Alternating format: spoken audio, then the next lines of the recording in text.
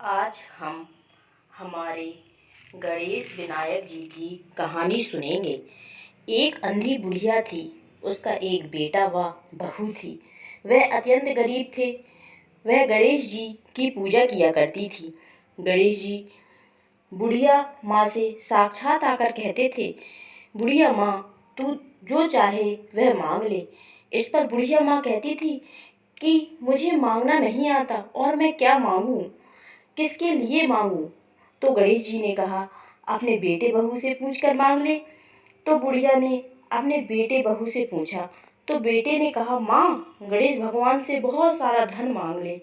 बहू ने कहा, माँ, एक पोता मांग ले।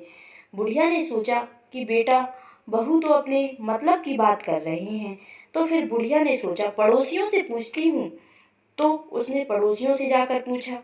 पड़ोसियों ने कहा, बुढ़िया माँ, तेरी थोड़ी सी तो जिंदगी बची है, क्यों मांगे तू किसी और के लिए, तू तो अपने लिए कुछ अपनी आंखें मांग ले, जिससे तेरा जीवन खुशी से खुशी व्यतीत होता जाएगा।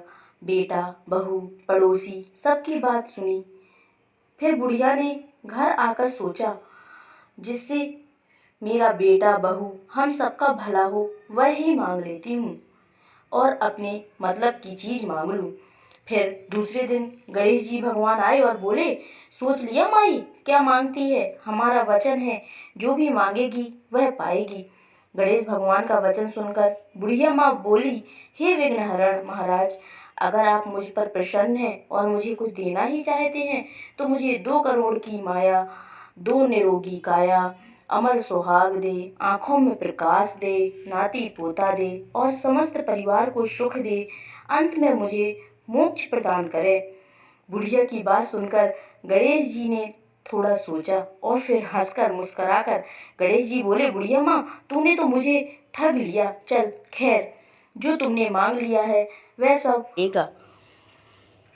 यह कहकर गणेश जी अंतर्ध्यान हो गए। हे गणेश भगवान, जैसे आपने बुढ़िया माँ की मांगी हुई सब चीज़ें प्रदान की हैं, वैसे ही हम सबको देने की कृपा करना। ओम श्री गणेशाय नमः।